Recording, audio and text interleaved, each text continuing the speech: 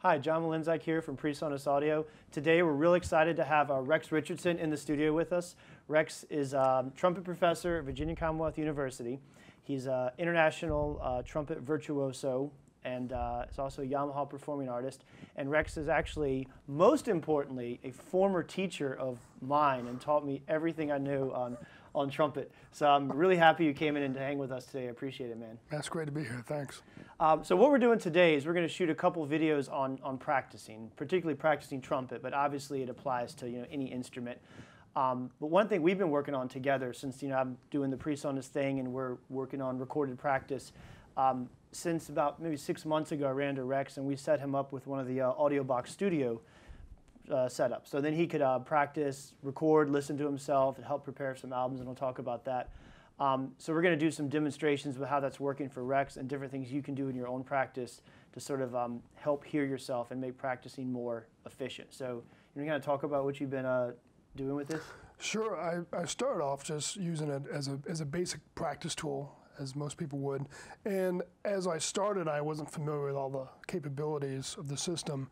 I keep learning something every day, every time I talk to you about it. So at some point, of course, I want to get a big tutorial so I can dig into what seems to be an almost infinite set of possibilities in terms of how you can use this system as a practice tool.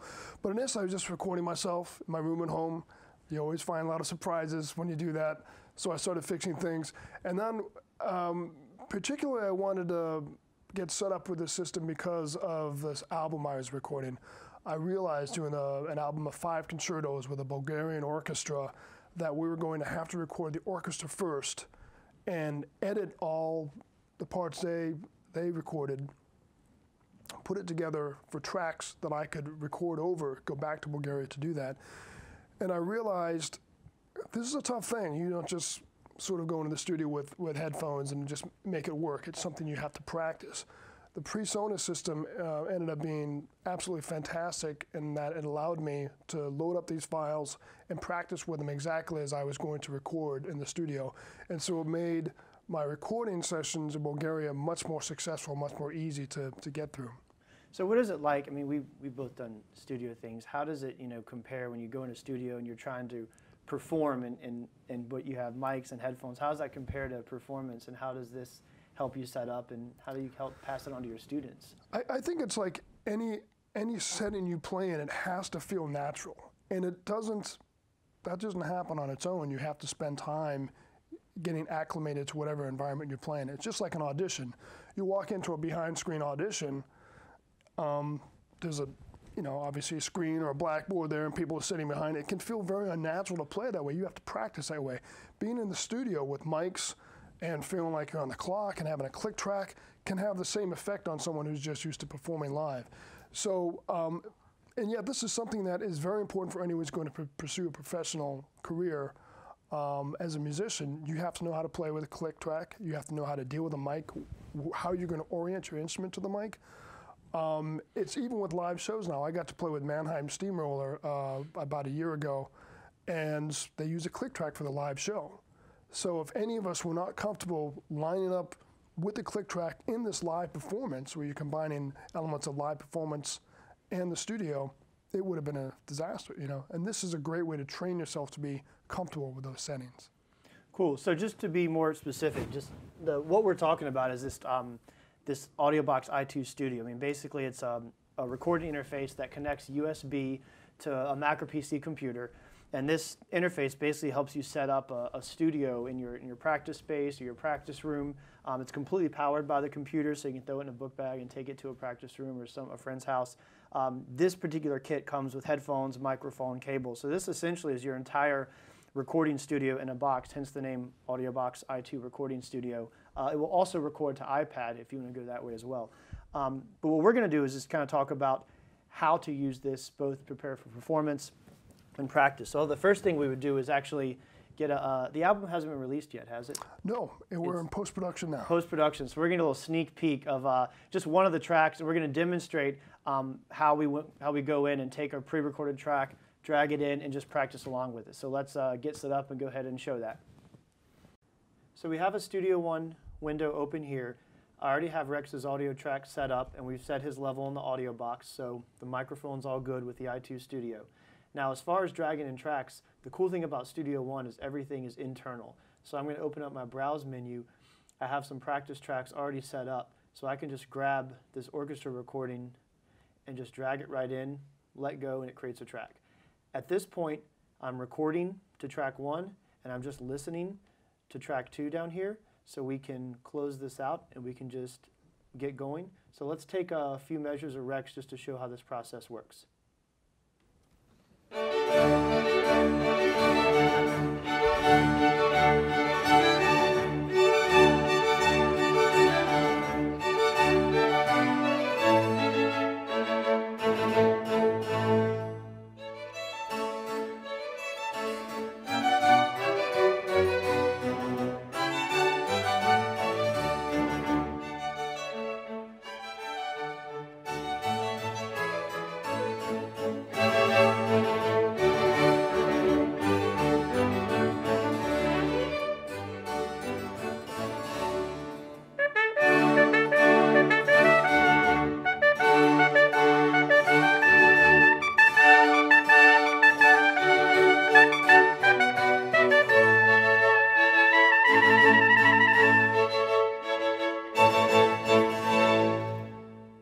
Cool.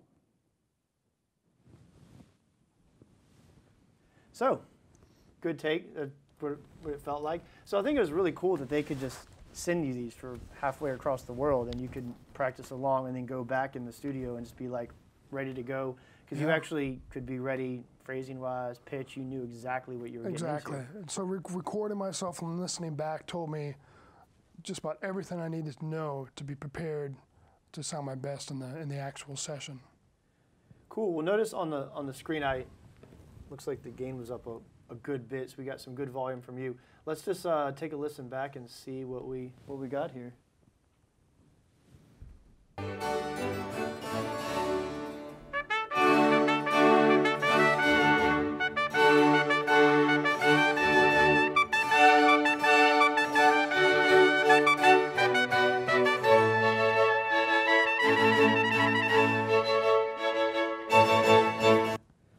Tell you one thing, I know for a fact that Rex just walked in here with no warm-up and sounds that great, so I pretty much still hate you, but go ahead.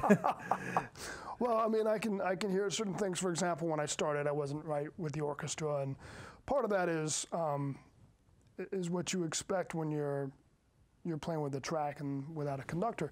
But I was able to learn these tracks, all the sort of quirks of what they actually had laid down, all of which were fine. It's not like they were bad. It's just, you know, they're not playing to a click track in this case, so you've got to figure out, you know, where are the pulls and pushes of the time.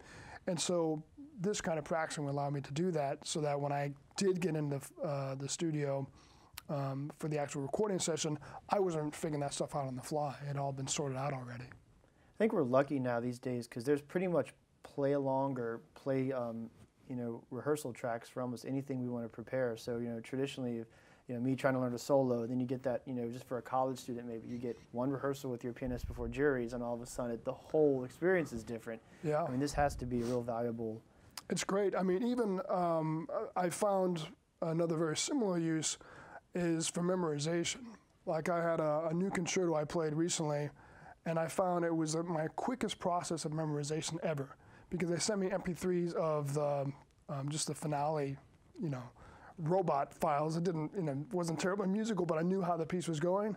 And through practicing and through PreSonus, I found that I was able to memorize very quickly and go through the same process of listening back and finding out where I was, you know, pushing and pulling the time, so that when it came time to rehearse with the ensemble, I already knew the piece and I was ready to go. Cool. You know, one of the things we talked about, and I think we're going to show in a later segment too, is you know, not only playing along with backing tracks, but playing along with your great sound models, you know, your artists, because we have recordings we listen to all the time and we want to sound like that, but the ability to kind of drag in and just play along with these great people. So I think what we'll do is probably get set up and just show that one piece, because I think it's a really good opportunity to kind of listen and play back and forth, and we can see, have the who can sound more like Haken contest. Okay. So, cool. So in the next segment, we're going to show this great idea of how to set up and play along with some of your great sound models using PreSonus Studio One and the AudioBox iTwo Studio. Stay tuned.